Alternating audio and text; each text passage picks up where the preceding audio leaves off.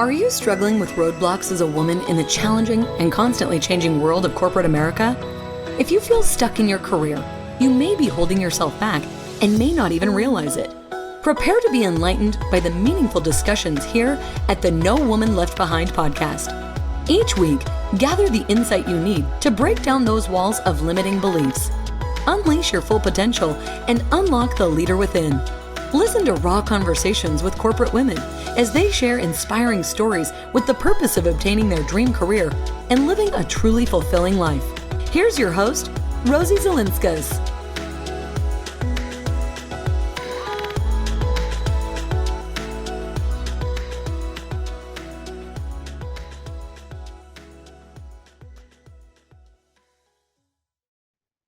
Hey everyone, welcome back to the No Woman Left Behind podcast show. I'm Rosie Zilinskas, your podcast host.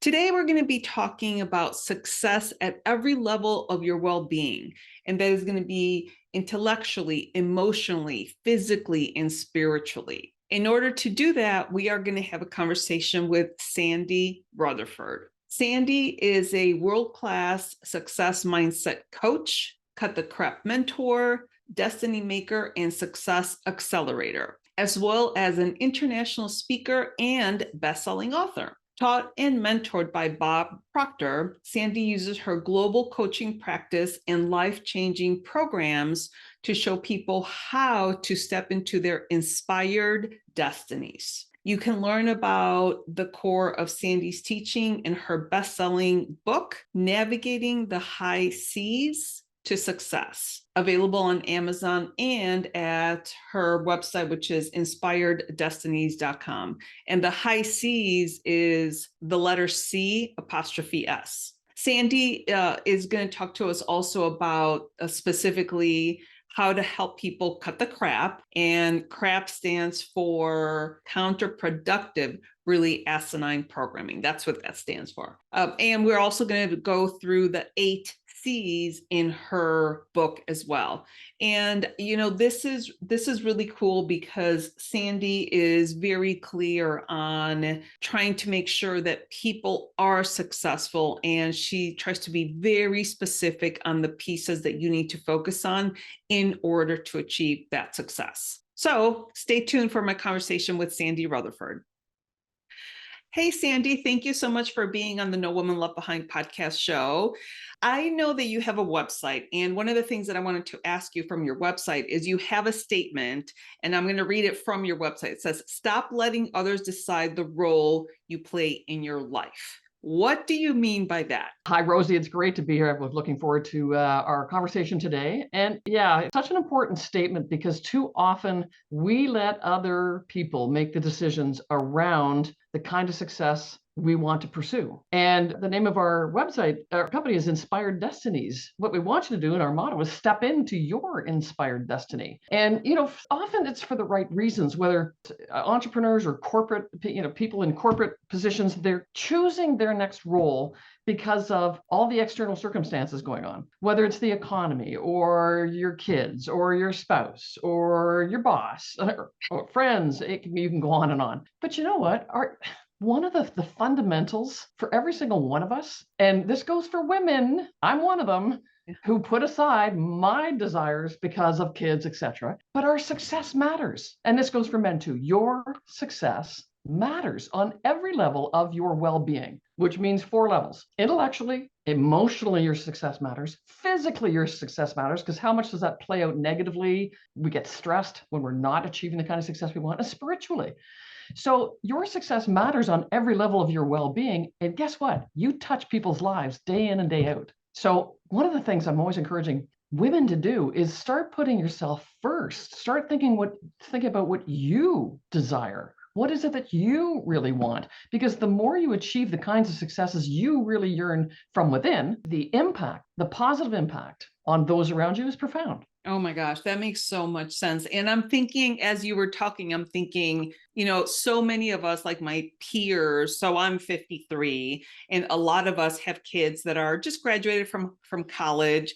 And I know I've had the conversation with a couple of my friends saying, oh, well, we need to keep our kids on our insurance till they're 26 because it gives them a little bit of a leg up. But The reality is that, if I were to want to switch jobs, one of the considerations that I think of is like, oh, well, I have to keep, my insurance because of my kids. But to your point, I don't need to do that. Yes. So, and women are notorious for putting everybody else first. oh my goodness. And again, for good reason. I get it. Very good intentions, but our success matters. We need to put ourselves first so that we have an even more profound impact. And our ability to contribute is that much higher and better and more meaningful if we put ourselves first. Absolutely. So that's countercultural, right? Yes, absolutely. So I know you're a success mindset coach. Tell me a little bit about your journey, and you don't have to go into a ton of details, but how did you get to become a success mindset coach? Sure. So I've had many career chapters, as many of us do. So I've come from corporate. I was actually a physiotherapist in my first life and went back for an MBA, and then was in corporate, very successful in leadership roles in multinational companies. And then when one of my kids, I have three amazing kids in their 20s, and when one of my kids developed some health issues, I knew I had to leave corporate and be home-based, flexible, find something to do from the home. And so thus began my entrepreneurial journey. And I thought I would achieve success really easily because I'd really achieved easy success. Well, easy success. It meant it came easily to me. I didn't have to work hard for success as a physio and in corporate. But as an entrepreneur, it didn't come easily. I sucked, to be honest. I was, and that was confounding. It was frustrating. And the more, and I'm sure every one of your listeners can identify with this, the more the success that we know somehow should be there, we should be achieving it, the more we're missing it, we're coming short of the success we know is right there, the more frustrating it is, the more we start to doubt ourselves, the more it's dinging the self-image. And Yeah. self-image is our biggest asset and it's our biggest block. So when I wasn't achieving the success I wanted as an entrepreneur, then I started to get more into personal development, because as an entrepreneur, it's all up to you. Well, in fact, in any role, whether you're in corporate or entrepreneur, it's still up to you. So you got to work on the self. And that's when I started to follow Bob Proctor, Darren Hardy, and John Maxwell were my three go-tos. Yeah. And I was on their lists for their daily stuff, and I'd hop on seminars, I bought the books, and I still did not achieve the kind of the breakthrough high-level success that I thought should be coming my way. I definitely made some gains, but not what I thought I should be. And it wasn't until I had the opportunity to join Bob Proctor as one of his coaches and get immersed into the whole success system and get the support, guidance, and accountability that everything began to change. And that's when I began my journey 6 years ago as a success mindset coach. And cut the crap mentor. And I know you want to talk a little bit about that, but yeah, you know what, we can go get all the skills we want, whether it's sales skills or admin skills or social media skills or whatever you want, but your mindset, if it's not lined up with the kind of success you want, you'll only go as far as your current mindset allows you to. Absolutely. And as you know, right now, this podcast is geared toward women advancing in their corporate careers. And I think I have personally come across a few women that continue to go and get those certifications or those degrees. And they think that the more degrees they acquire, the more it's going to make them successful. And it doesn't. No. So when you think about that scenario, what do you think is holding them back? It's such a great point to raise. It's not a matter of going and get more certifications and building more skills. We have it within us right now. Each and every one of us has it within us to create consistent, extraordinary success doing what you love. And it does come down to mindset. Well, what is mindset? So again, the biggest asset and biggest block is self-image and your belief system, what you believe about yourself, your values, how people should behave, how you should be accepted, how the environment should work around you. We all have this set of beliefs and a very built self-image built up over the years, self-image. And you can only, and I call that programming. You might hear paradigms, wiring, your subconscious conditioning, comfort zone. It's all the same thing. And just like a computer's programmed, we're programmed with this stuff at the subconscious level. And just like a computer can only go as far as its programming allows, we can only go as far as our programming allows, no matter the certifications, the degrees, etc. we continue to get. So your programming will always stop you. And that programming is really self-image and belief system that, and it's funny because I have this conversation numerous times, very frequently, that some people will say to me, yeah, but I think I've got actually pretty strong self-image. And let me tell you, that was me in corporate, really strong self-image. But and the bottom line is we have very strong self-images that have supported many successes in our lives. So to all your listeners, you're incredibly successful women. You've had many successful chapters, personally and professionally, whether it's in previous jobs, whether it's in community roles, whether it's as a parent, a spouse, a friend, many successful chapters. But it's where that dream goal success, that outside the programming comfort zone success is concerned, that your self-image is not aligned. If it were, you'd be pedaling quickly towards it. So that's the biggest thing that we all have to think about and work on. It's like, oh, I need to get my self-image in alignment with the kind of success I want in that new corporate role, or maybe a different company, different industry in corporate, but you've got to get that self-image to support what you want. And when that gets into alignment, it feels magical. That's so interesting because right now, obviously, we've heard about so many people disengaging with this whole quiet quitting, in their jobs. And I think that's part of it, that their desires or dreams, it's not aligned with the job that they're doing. Because as you just said, if it were aligned, there's plenty of people that I meet that they're like, oh, I love what I do and it's fun and it's engaging and it's exciting and I help people. Those are the people that are engaged. Those are the people that are aligned. And sometimes, and the reason why I kind of opened with that question at the very beginning is because when you're in the corporate world, a lot of what you do isn't necessarily up to you, because they are, the corporation, the leadership team is dictating, okay, this is our strategy, this is what we're doing. But I do feel that as an individual contributor or even a manager, you can still try to align yourself and your career with some of the company goals. Sometimes it might not.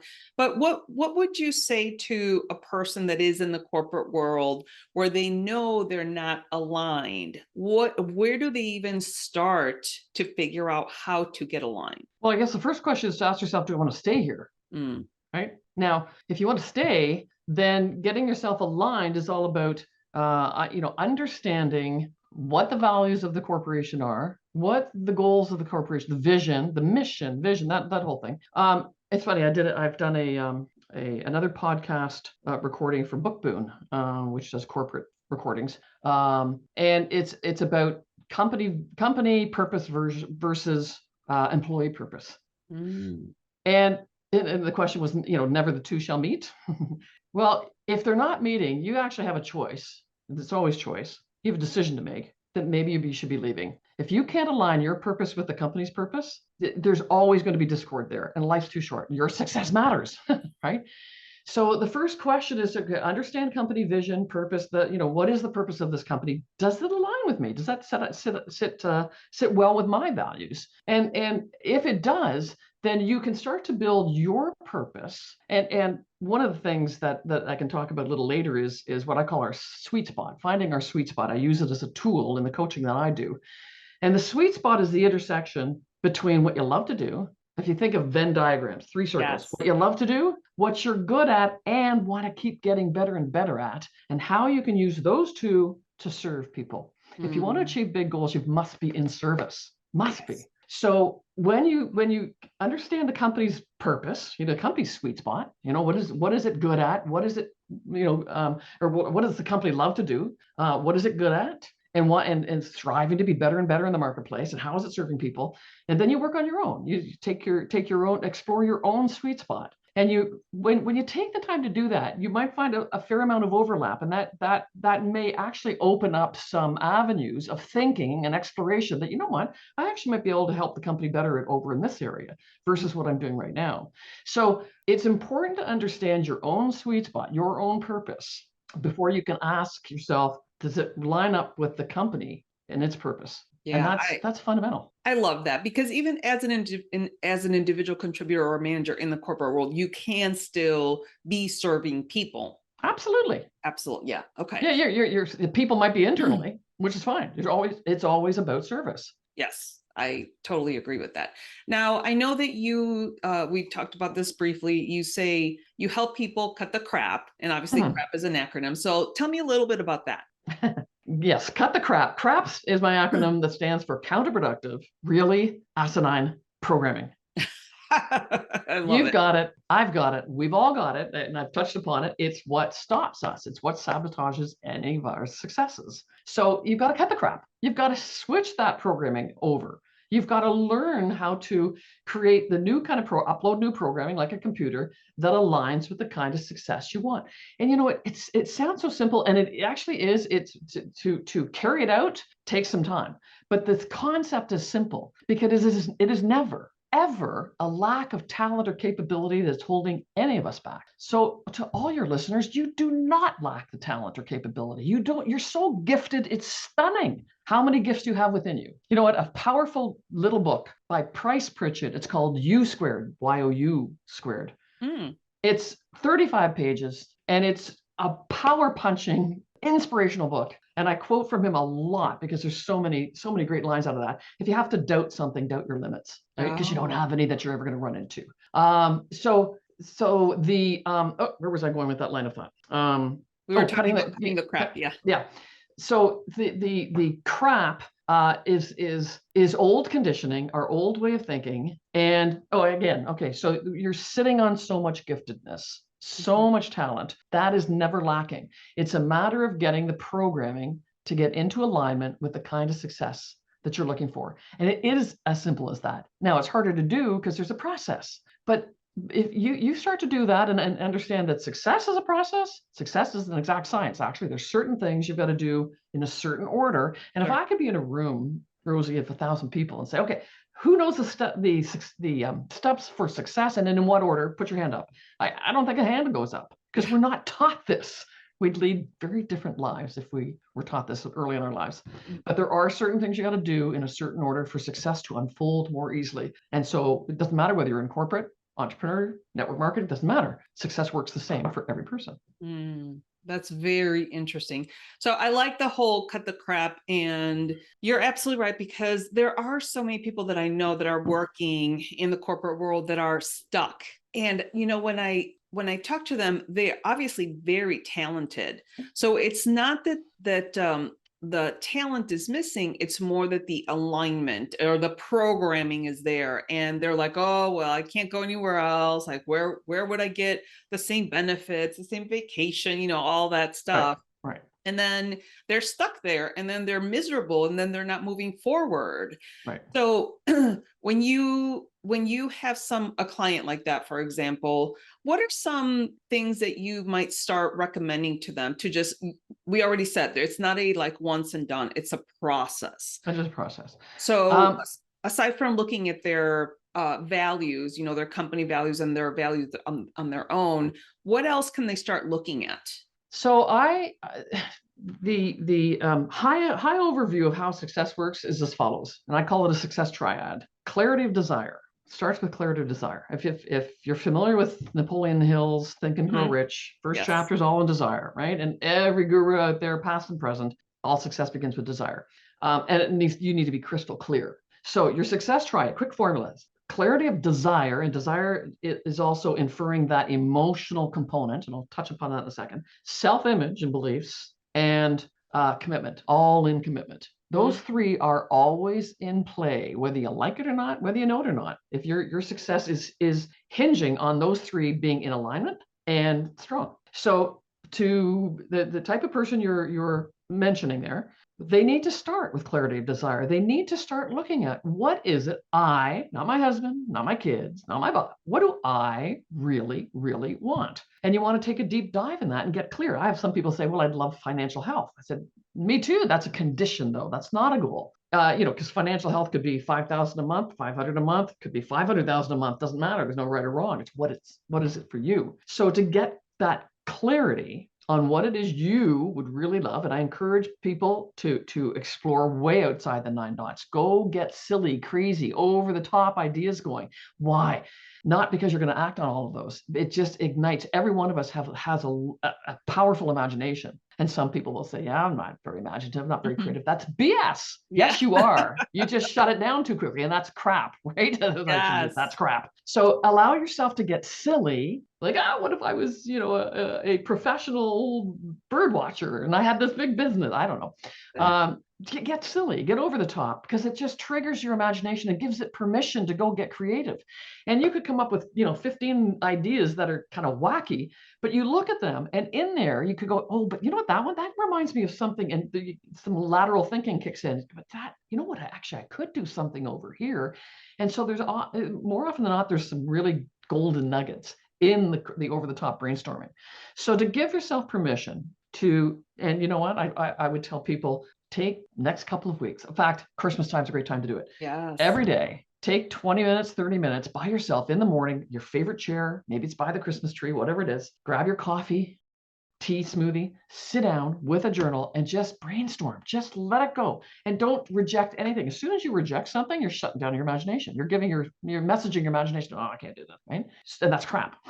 So just, take 20 minutes with your cup of coffee and for all the way through Christmas holidays, just brainstorm. Let any ideas flow. And then that's allowing you to really, because whatever comes from within, somehow you want it. Okay. You may not choose it, but you do want it. And here's the cool thing. Whatever comes from within, it's within you to achieve, because your inner voice does not mislead you. That's magical right there. That's a quote. Can you say that again? If it comes from within, it's within you to achieve. Oh, I love that. That is a quote right there, Sandy. Yeah. Yes.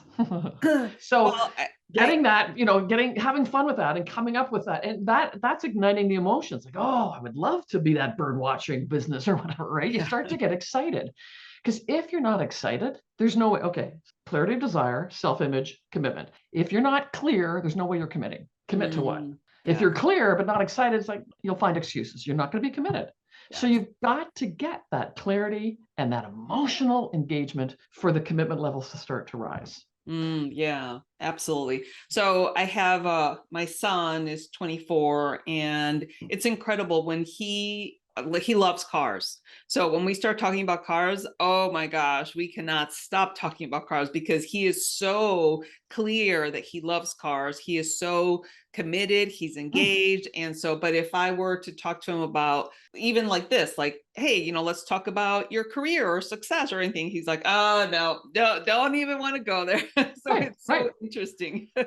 Well, and that's the funny thing, that this formula I'm talking about, clarity, desire, self-image that supports that, and commitment, has been going on for every single one of us in any of our successes. That's actually what's happened. So for your son, clear cars, he's got to do something with cars, and he's all emotionally excited. His self-image is actually going, without him knowing it, yeah, I'd love to be that. I can do that. I can do that. Yes. And he'll find a way to be in service somehow to make something work, right? So so he's all in committed, he'd be committed to making something happen because his self-image supports it and he's clear and excited. Yeah. So we all have examples of that exact formula that's been at work throughout our lives, but we haven't been taught it. But so that's kind of a missing link. So this is what you've got to zero in on for the next corporate level success, whatever it looks like, that corporate success, that next level. What does that look like? Yeah. Right? I really like the fact that you say so when you go and try to figure out, if you're not engaged in your career right now and you're trying to brainstorm on other things, your creative side, don't shut anything down. Right. Because if you're shutting it down, you're not allowing you to be creative. And like you said, we're not saying out of like 50 things that you might have liked to do when you were a kid or a teenager, just write it all down, because you never know if one idea may spark something else, like you said. Absolutely. And I tell people, go ask yourself a whole bunch of different questions. What did I always want to do when I was in my 20s or teens or 20s or 30s? What did I park because of? Kids, elder care, maybe health issues, whatever. What do I admire other people? Oh, I wish I could do that. Where does that? So there's questions to ask that will help you. Oh, you know what? I always used to want to do such and such. Right? So interesting. Okay, so I know that you have your book, Navigating the High Seas to Success. I really want to talk about that because I am interested, as I'm sure the listeners are interested, what are the high seas of success? So let's talk about your book. I'd be delighted to. Yes. And thank you for giving me the opportunity to talk about the book. So I launched Navigating the High Seas to Success in October on Amazon, and it became a bestseller in both motivation and the bigger category of self-help. So I was delighted This with October? that. Oh, okay, just cool. over a month ago. Awesome. That's the book. There you go. That's awesome. Although your listeners obviously can't see that, but yes. But the high seas, it's a capital C. It's not SEA ocean, Yes. water. It's a capital C. And first of all, I wrote the book because there's so much great content out there. Whether it's Bob Proctor, Tony Robbins, or Jack Canfield, there's so much great content. Mm-hmm. It can be overwhelming. It's like, who do you listen to? Where do you start? And so what I wanted to do with the book is bring the key concepts together in one place. So you don't have to go finding it elsewhere. You can certainly, I've referenced a lot of people in the book, but it's all the key concepts are together in one place. And there's 8 of them. So it's an 8-step charted course to extraordinary achievement. And they all happen to start with the letter C. So the first one, and I talk about them in a certain order. They unfold in a certain order because, again, success is a process. It's a system. So the first one is about connection.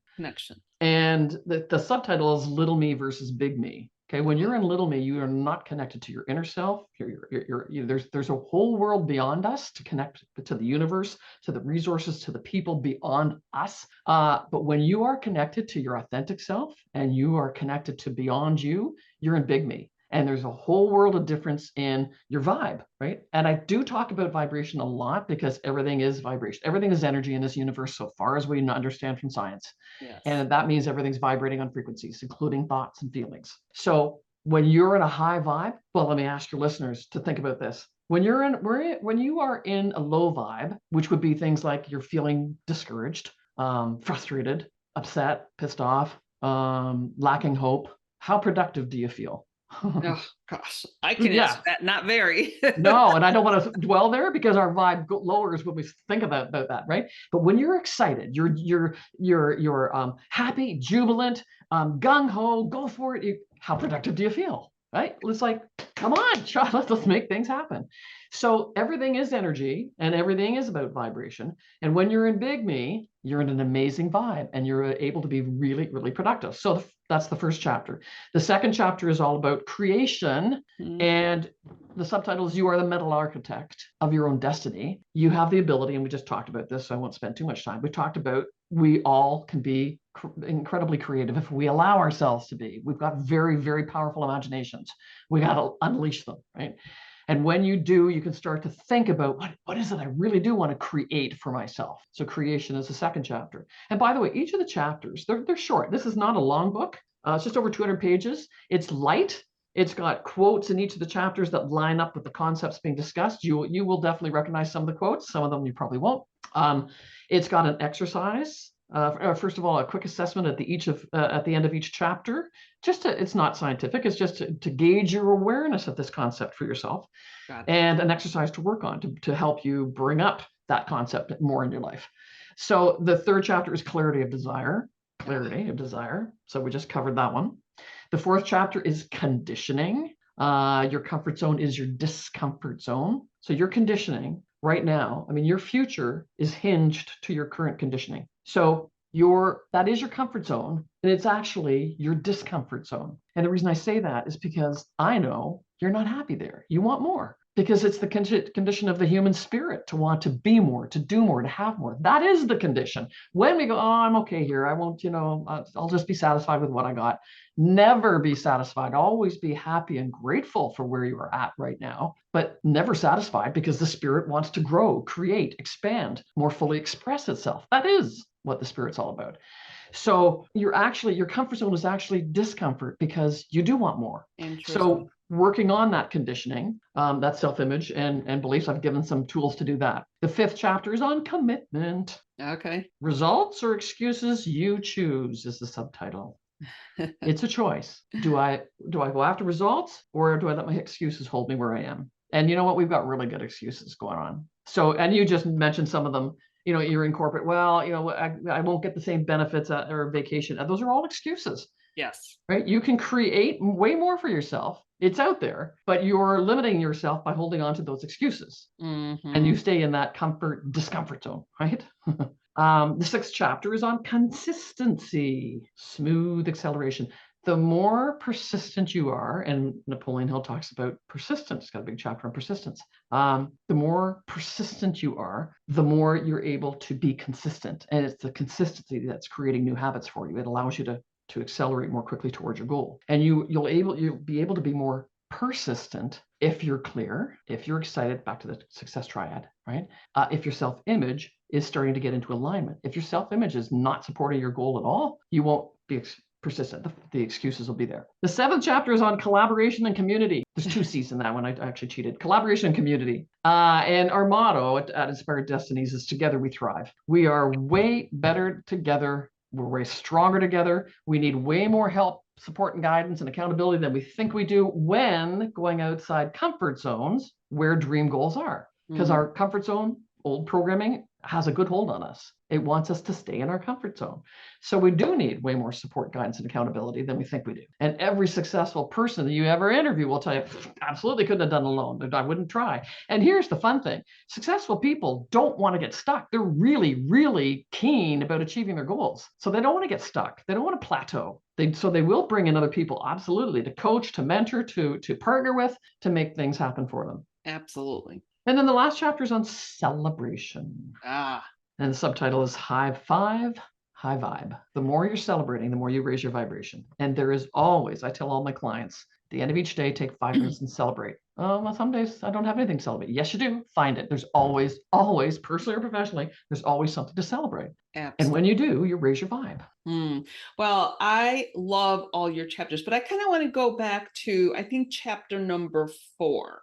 Where that's the conditioning, where you have comfort and discomfort. And I actually just spoke to somebody the other day where they're like, the work is just there. I'm just kind of like going through the motions and I don't know if anything's going to change. And I thought to myself, it's like, what a stuck place to be. Because this person, they are successful, but they've kind of plateaued in the position that they're in, and they want to continue to advance. But I think the way I was reading the situation is like they're afraid to take that next step because they're comfortable where they are right now, and they don't want to go through the discomfort of getting to that next position, because then they're the newbie and they're starting all over again. Same thing with people leaving one job for another job. Oh my gosh, you're going to have to start all over again, but you're not happy where you are. So what are you giving up? What are you measuring? So let's talk a little bit more about the person in the corporate job that is just dealing with it, and they're just bored and not going anywhere. And I know we talked about the clarity, and so that's kind of the first piece. So what would you say to somebody in that position that is struggling with that clarity, that maybe they have tried to figure out, how to be clear? What's next? I would still work with them on getting more clarity. And what I mean by that is, often when we're looking at the next steps, next potential roles for us in a corporation, we are thinking the ideas that are coming are narrow. It's bound by our current self-image. It's bound by I don't think, my boss wouldn't support me that way, so it's all bound by excuses, actually. So what's important to do is take away, I would ask, what would you love to do? First of all, if you want to do you want to stay in your corporation? Yeah, actually, I love the business. Okay, good. So what would you love to be doing if it were handed to you on a silver platter? If there was no restrictions whatsoever, if bang, you could make it happen, what would you love to be doing? So you got to take away the limiting self-talk that goes, yes, but my boss wouldn't support that one, or I'm not skilled enough, so I couldn't do that. Shut up. That's crap. So you got to allow yourself to okay, if I really could create. So that's that would definitely push the boundaries of thinking that's probably previously gone on. And I think everybody needs to do that, because unless you're aware of how limiting your own thinking is, your ideas, your career path is always going to be bound by limited thinking. And you know what? There aren't any limits. If you have to doubt something, doubt your limits, right? Right. But you've got to take that first step of okay, if I really could create anything, If my boss and everybody would say, go for it, you got it. Oh, well, I would love to do. Okay. So that's where it has to start. Yeah, I think a limiting belief is just something that you believe about yourself or your situation that is holding you back because you think it's reality. But like you said, it's probably not reality.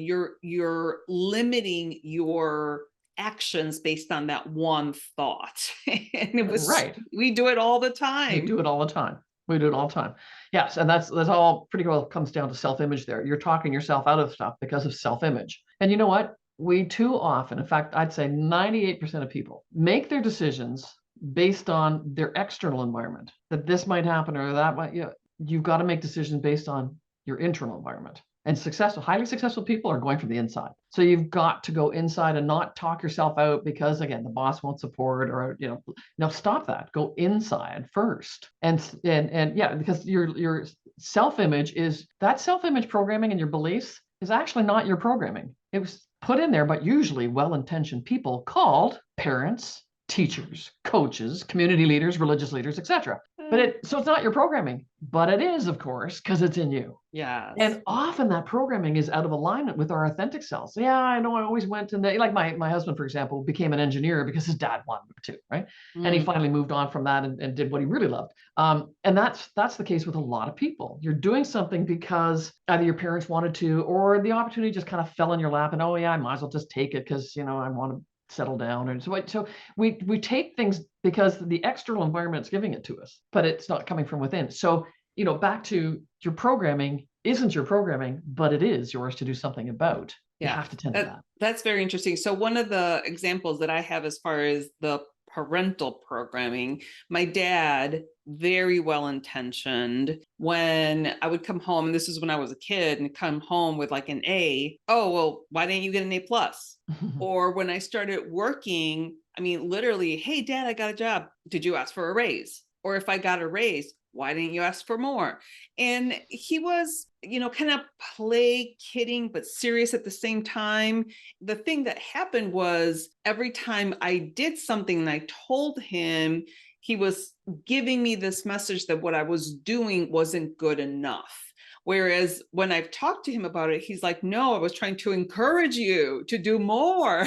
But it didn't translate because if I was already coming home with an A, why didn't you get an A plus? If I was already coming home with a raise, why didn't you ask for more? Right. And not good enough. Yeah, not good enough. So no wonder, I kind of have that limiting self-belief, or that I've kind of worked on for many years now, but I am good enough. I know that he meant well, but that little programming that's in the back of your head, it's always there.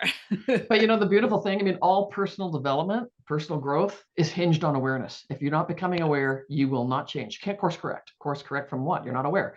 So it's really cool to listen to you to say, you know what, you're aware. Oh, look at that. I know that's from my dad and that's not serving me. We've got lots of great programming in us from these various other people. So lots of programming that has served us well over the years. And so programming is not, it's actually not whether it's right or wrong or good or bad. Is it serving you? Yes. Does that line of thinking serve you? Yes. If it doesn't, you want to do something about it. Exactly. And this is why we're having this conversation today, because I think it's important for people like coaches like yourself, myself, if something isn't working in your life. I heard someone say this the other day, and it makes so much sense.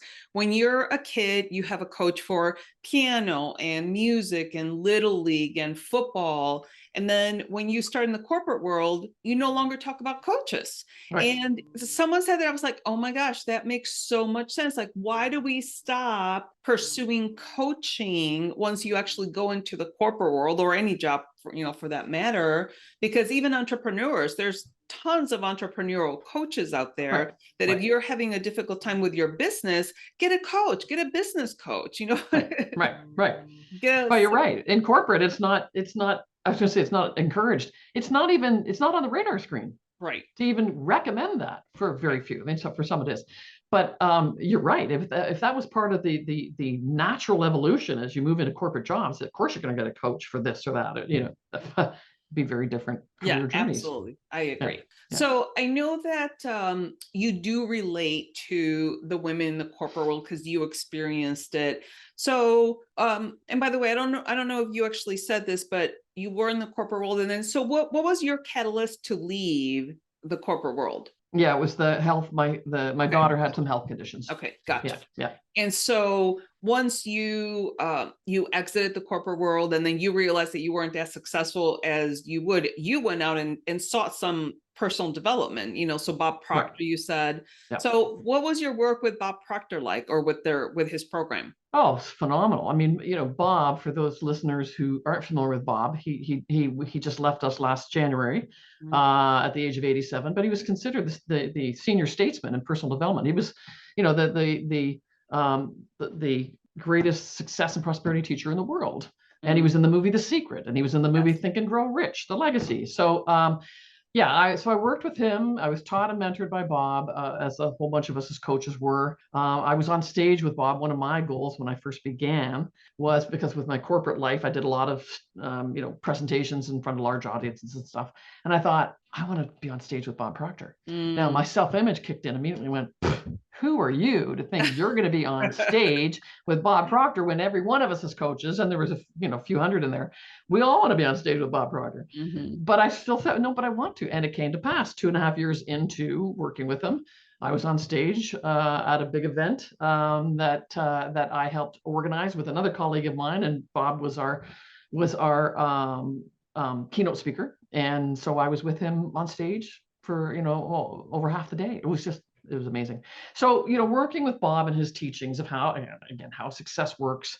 And I was immersed in his Thinking into Results program, which is a success system. It's a 12-module success system. First you do this, and then you do that, right? And then working with clients on, when I started my own coaching business and working with clients on the success system, I found that there was 2 key areas that needed even more work than I had learned from Bob. Or in the Think and Results system, and that was self-image.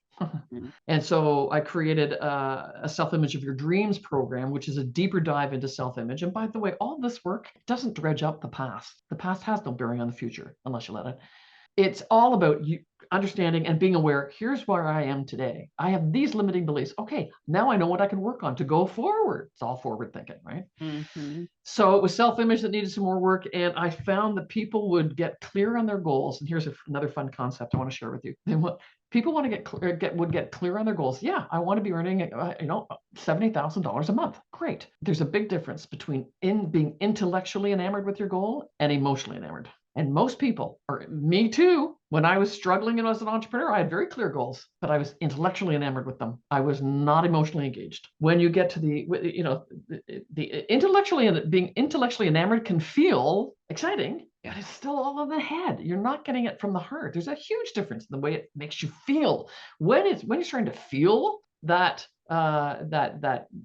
surge of excitement, then whoa, okay, there's something that kind of bubbles up from within that you want to start moving into action way more quickly. So I started to see that clients, and me included, weren't getting out of our head and into our hearts enough. So I created another program called the Goal Achievers Forum, which is a deeper dive into getting that clarity of what you really want, into bringing up that emotional engagement, into raising that level of commitment. And that altogether, has created a fabulous journey of helping people. It's like any one of us can break through into higher levels of success in corporate. Absolutely. You can go into executive leadership if that's what you want. Yeah. Your self-image does not have to say, yeah, I'll never make it there. Stop. That's crap. Yeah, I love it. Oh my gosh, Sandy. Well, all of this has been fantastic. And I know that you have a free gift for us. It's called a 7-step guide to start a successful new chapter. So yeah. I know it's not on your website yet, but people can contact you through your website. Is that correct? Absolutely. If you go to my website and it just, you can book a call, and even if it's not a call, you can put in the quick filling in on the book a call. if you say would love the free gift from your podcast, then your email will be there and we can just send it to you. And if you do want to call with me, and I hope you do, would love to chat. Sounds good. Sounds good. Well, Sandy, this has been an incredible conversation. I love all of the chapters in your book. I think it all flows really well. I love the triad that we discussed. I think, again, being emotionally connected to your goals is kind of like the key that I'm walking away with, because you're right. A lot of times people write goals, but if you're not emotionally invested in it, then you don't have any commitment, and then nothing's going to happen. So right. And you know what? So your readers or your listeners, don't take that lightly. They'll say, yeah, I'm an emotion. No, really, really work at that. And the last thing I wouldn't mind leaving you with, if I may right now. Sure. Yeah. Don't settle. Settling is a cousin to disappointment. Don't settle. Your success matters. I love it. Okay. So, well, with that, I am going to ask you to see if, you have like 2 concrete tips. And of course, we've already talked a ton about a lot of really good things, but can you think of 2 things that the women in the corporate world can use to apply in their careers today or shortly? Yes. Work on your sweet spot. Okay. I want you, because I tell all my clients to do this. I want you to spend some time working on your sweet spot. And that is, again, what do you love to do? And get granular. I love to help people. Help people do what, right? Get granular. So what do you love to do? What are you really good at and would love to keep getting better at? Now, those 2 may not overlap completely, because sometimes they do, but sometimes they don't. I mean, I'm really good at numbers, but I don't love to do numbers. Like, go away, right?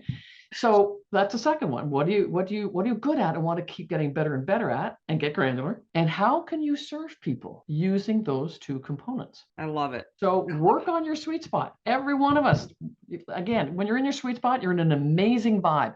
When you're in an amazing vibe, you think on totally different levels. New ideas will come to you. Okay. When you're in a lower vibe, your mind is in a fog. It's in a brain fog. When you're on a high vibe, you're way more productive. Your mind is kicking in to pop out some new ideas. So you want to explore your sweet spot. And I also said, over the holidays, sit down and do that brainstorming, over the top brainstorming, whether it's different industries, different countries. Just go for it. Have some fun with it. So those are the 2 exercises. Actually, can I just throw out one other little exercise? Sure, absolutely. For all the things that you're coming up with, whether it's your sweet spot or that brainstorming we talked about earlier, I want you to, this is the fun one, and it'll shift your vibe. I want you to think of at least 10 reasons why you can and should go after what you're zeroing in on in those exercises. We get caught in the can't. Yes. I can't is a low vibe. I can is a much higher vibe, and your mind will start to kick in. So if you just take the attitude, I can do this, I'm going to figure this out, come up with 10 or more. You know what? I'll put out a big challenge. 20 reasons. Go for it. Find the reasons why you can and should. And you know what? You're going to push past some boundaries, and you're going to find some new doors opening up with that line of thinking. I love it. I absolutely love everything that we talked about today, Sandy. Thank you so much. And thank you. One thing that I want to make sure the listeners know is that all of your contact information is going to be in the episode blog.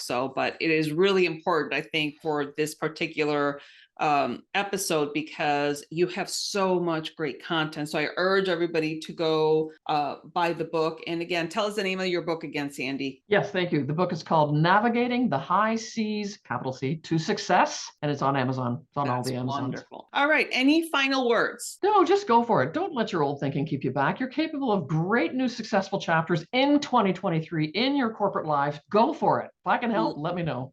Love it. Love it. All right, Sandy. Well, thank you so much for being on the podcast show today. Appreciate your time. Thank you, Rosie. It's been a privilege to be here. This was an episode chock full of concrete ways that you can continue to advance in your corporate career. Sandy talked to us about her book, which is called Navigating the High Seas to Success. And the high seas are connection, creation, clarity, conditioning, commitment, consistency, collaboration, community. And the last one is celebration.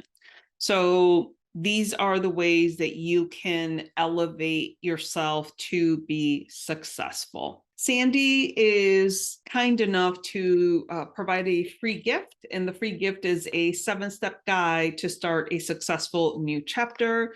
You can email her, or you can contact her on LinkedIn.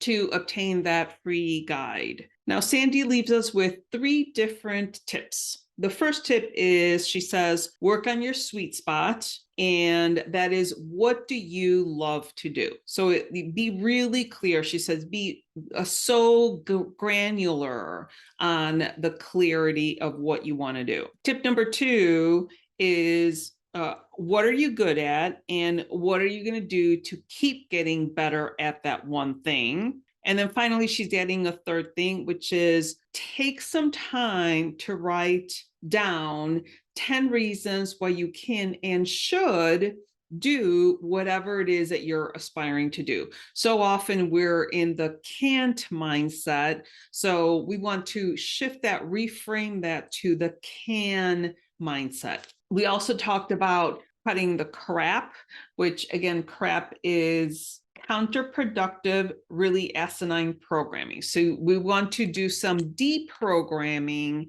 within our mindset to continue to be successful. Sandy gave us some amazing information. So once again, all of her contact information is going to be on the episode blog. If there's anything that you would want me to cover in the future, send me an email, contact me on LinkedIn. All of the information that we're talking about is on my website, nowomanleftbehind.com. So with that, I hope that you all have great holidays, a great holiday season. And lastly, remember to be brave, be bold, and take action. Thank you for listening to this episode. Let these stories of self-encouragement and professional development serve as a guide in navigating through corporate America in the most practical and fulfilling way possible. Do not forget to subscribe to the show at nowomanleftbehind.com for more content like this. Leave a rating and share it with your friends, because we want to make sure that no woman is left behind. Until I see you next time, remember to be brave, be bold, and take action.